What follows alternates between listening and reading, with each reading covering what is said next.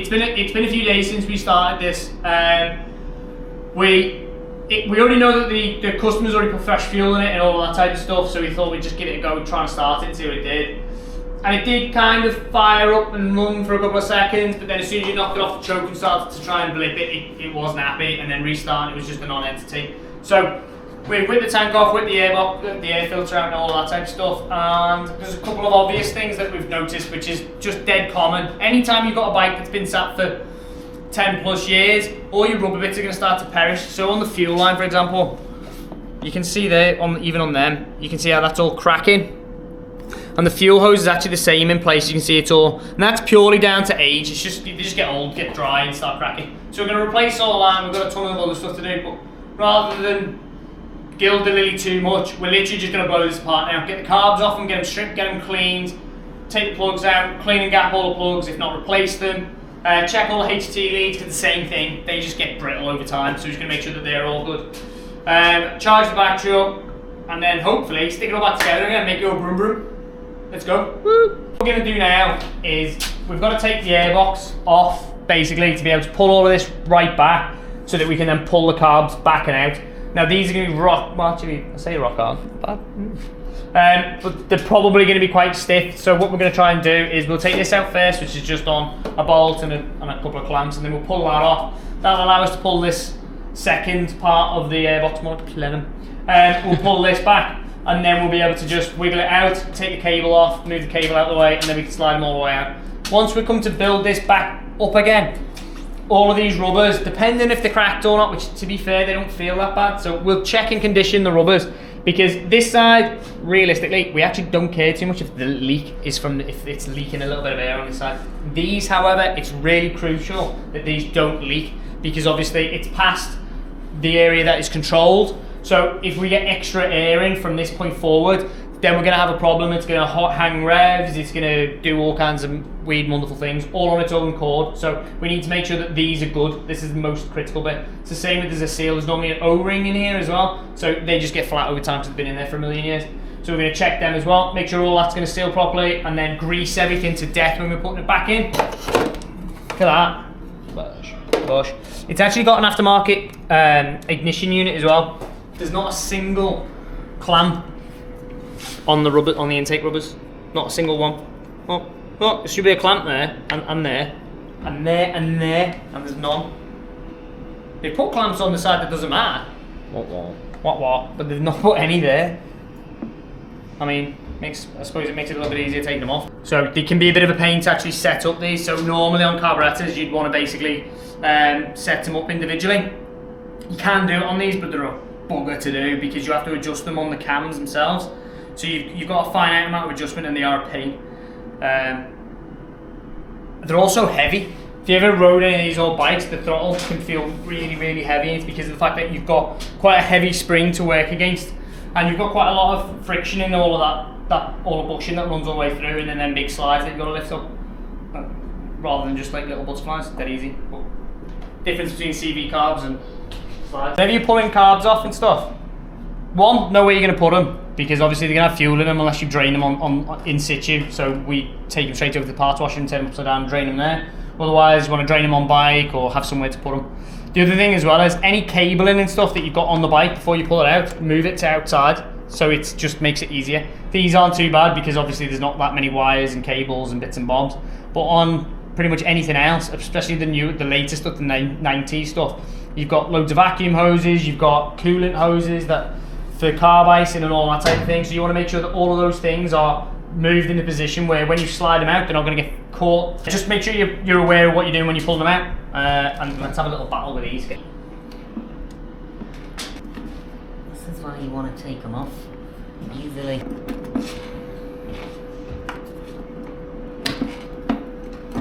Using the tactic of wiggle, wiggle, wiggle. No, again, don't just go gung ho. Take your time.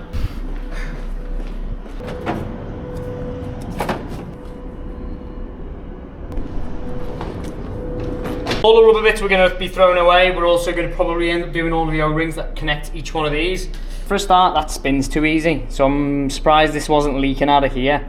But on all of the fuel line, whenever you put in fuel hose on, you actually want it anywhere where it's got a connection, it actually needs a mechanical clamp, so that would do, and then these fittings will all be fine, but they need to be tight, and obviously there's missing one at the bottom, so it needs one there as well, which we'll also rectify. We'll also put a new fuel filter on, even though it's got a fuel filter on there. I hate them glass ones. So we're going to replace that over to one of our MAL ones, inline ones. So we're going to strip these all apart, lay them all out nice and neatly next to me, and then all of the brassware will be going in the ultrasonic bath, which is just basically a hot buzzy thing. It's a buzzy thing with acid in, and what that does is it'll basically help get rid of any corrosion that's on any of the jets and make them look like new again. There's a couple of different ways to pull these O-rings off. Probably the easy way is just do that. Just gently lift it off so it splays it apart, so it pulls it off. The fuel on this also feels a little bit slippy, probably because it's not been cleaned out that well, or which is actually quite common. Someone's possibly put like a red X in the fuel system to try and clean it out, and they never really do a very good job. You're much better off taking them apart and cleaning them up. When we're taking them apart, it's nice to be able to lay them out in order. Most of that makes sense until you obviously put all the brassware in there, and then they all get jumbled up. So what you actually want to do is, when you've taken them apart, be careful of the tops on these, because they're like a fibre gasket and they can get damaged really easy, so just be gentle when you're taking them off. Okay, like we just said a minute ago, if you want to come to balance this up, which once they've been stripped and cleaned and everything, they do need a balance, because everything will have been adjusted, especially since we're going to have to undo these to be able to take them off, so there's going to be well out of balance. So what this is this is the actual adjuster. So you've got a lock nut on the bottom, and then you've got an adjuster at the top, which you just use a screw for. This just holds it onto this common rail that runs through to the cam that opens that is actually controlled via the throttle cable. So you just adjust these, lock it off with them, but we'll do that at the end. So what we've got to do here is, because we have to slide this all the way out. Now what you'll find is when you get in here, you've got this cam, and then this is a little joint. Now this is actually spring loaded in there. So there's a spring in here, which basically works against the pressure of this to be able to push it up so that it keeps this in position or whatever. And then on this plate that holds onto the slide, there's 2 screws. So you've got to just undo that bolt, slide this to a position where you can get in there to be able to undo those screws, which we're going to do now. So we go to just undo these screws, as I said a minute ago. So you've got one there, and then you've got one on the other side as well. As I said, it depends on the positioning as to whether you do it with them closed, so you can put some force on to undo them. But the top one's always hard, so you'll always want to slide it forward to be able to undo that. Then to support it, you can put your finger inside to lock it off, and then you work against your thing. They're actually loose. So what that basically would have meant is, one, at some point they could have been completely detached, which means you'd lose all control of that slide. The other thing as well is it could mean that it can move around a little bit, so that when you're trying to lift the slides up, that one's going to be slower to react, because obviously you're going to take up that free play of the thread on the bolt before then it's going to lift the slide, so it's going to make it feel all weird. So a few oddities already. It's the nature of the game. It's amazing what you find sometimes when you're doing carburetors. You don't find that with electronic, because not that many people will go into an ECU and mess around with all the tables, albeit they do. So once you've taken the plate off and you can slide them out, you can see that you've got the needle, and then you've got the slide. So what you're looking for on the slide is to see, again, if there's any debris on this, and you can give this a clean. This can go in the bath as well, but they have got a coating on these, so you've got to be a little bit more careful. And then the other thing as well is the needle. Now needles are the things that normally have quite a bit of wear on, especially if it's been sat for a long period of time. What you'll find is, where it's been sat in the needle jet, in the actual holder on the emulsion tube, you'll see that there's a load of green crud on there. You're better off actually scratching that off with your nail more than putting in a parts washer. But yeah, so you want to do that and then slide it out. Make sure you tip it upside down, because sometimes you'll have extra washers in there, which you do on this as well. So you've got the spring, then you've got a couple of washers, and then you've got the actual clip itself, and then another nylon spacer on the top. So you want to take note of where this is, because obviously when we put this in the parts washer, you want to be able to put it back together again the way it was, because any change on this will obviously have a big effect on how far the needle sits into the emulsion tube, which will then dictate how much fuel is going to be given. So it makes a massive difference to the way the bike's going to perform. So now we're going to take out the idle mixture screws. So these govern the idle mixture. Now in here you should have a washer, an O-ring and a spring. They've all got to be able to seal properly so that we don't get extra air passing through here, so we need to be aware of that, and also make sure that we completely remove them when we take them out. So we're going to do that now. Now, for us, it doesn't make a great deal of difference because I'm going to reset these to factory settings, and then we're going to adjust the idle mixture on the dyno with an actual AFR log. Now, if you're doing these at home and you don't know and you just want to clean them because they've been set up in the past or whatever, you actually want to measure how many turns out these are. Now, they should be roughly the same, but they don't always have to be exactly the same. The reason why they're on slightly different on each one is because maybe they need a slightly different amount of fuel per cylinder, but for the most part, they should be pretty much the same. So, like 2 turns out, 3 turns out is about average. But you can find that information out pretty easily online. So, take them out. So, we're just popping off all the float bowls to expose all the jets and the float.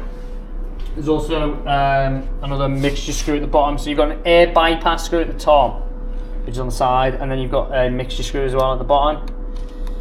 So same again, it's exactly the same. So it'll have a spring and an O-ring in there, and you basically got to make sure that it's all in good condition. And then we'll be gentle with the seals as they are right now, but they are getting replaced.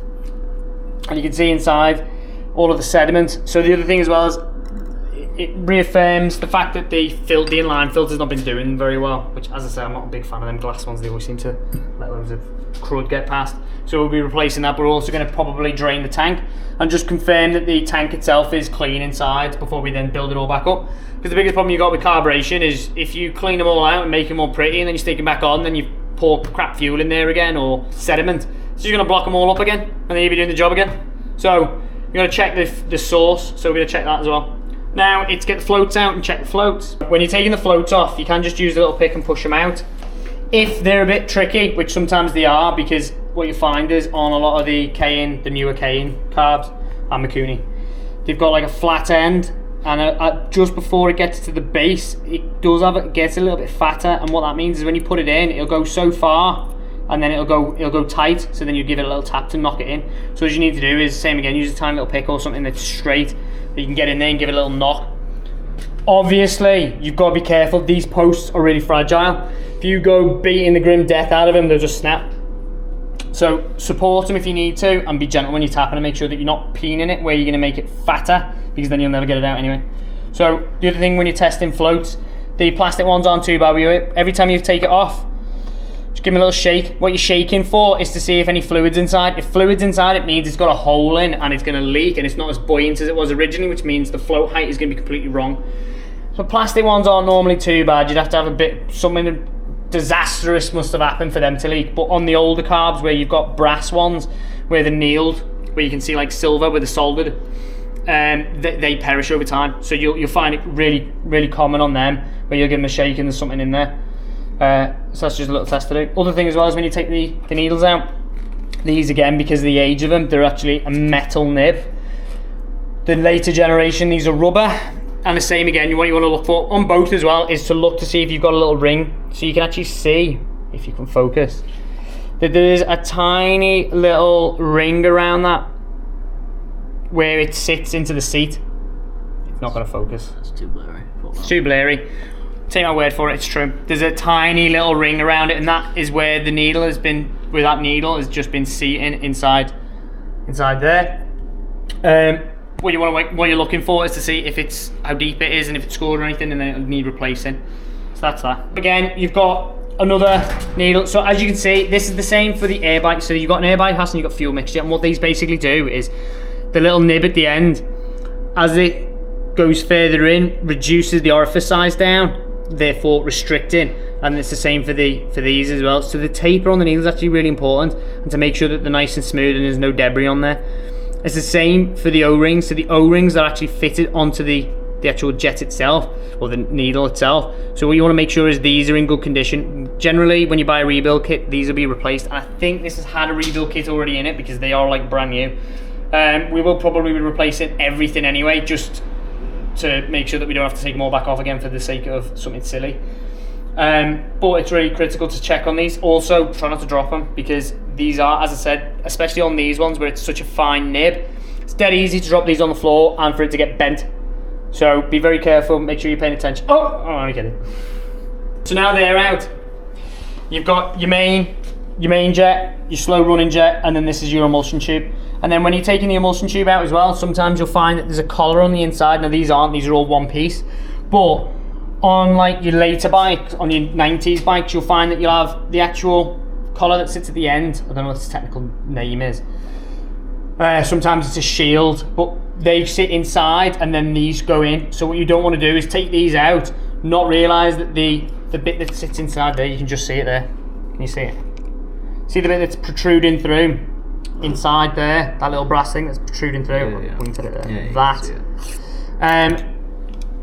They are sometimes separate now. If you take the emulsion tubes out and you take these apart and you clean them all up and then you come back to build them all back up again, and then you're like, they don't look the same, and it's because of the fact that they've fallen out. So just make sure when you're taking all these apart, you take them out as well if they're already in there. This is actually the needle seat, so these also can come out. So you just unscrew these. On the inside of them, you'll normally have a little gauze filter. So it's worth taking them out, cleaning them up, or replacing them if you're putting a full kit in there. And that's pretty much, that's most of the strip down there. From there, you've got other stuff in there as well, which you've got obviously your choke plungers. So you can take these off if you're intending on going really deep into it. They don't normally have any issues. They can be a bit carboned up, but they're not like detrimental to the run of the bike normally. That's not necessarily a big problem. And then there's sometimes you have jets on the inside here as well. These don't have anything like that. But again, on the later carbs, you'll have air bypass jets and air jets. So on some kits, you'll block these up, but you also want to make sure that they are free and they're all the same. So they sometimes are worth taking out. And then you also have some inside here. So on where you've got accelerator pumps, obviously same again, not on these carbs, but you'll also have jets inside the actual float bowls themselves as well, and it's always worthwhile making sure that they're clear. Last but not least, this is really common on a lot of carbs as well, where when you have the actual float is in a plastic housing, and the plastic housing, the entire thing fits on. There is a jet inside that plastic housing.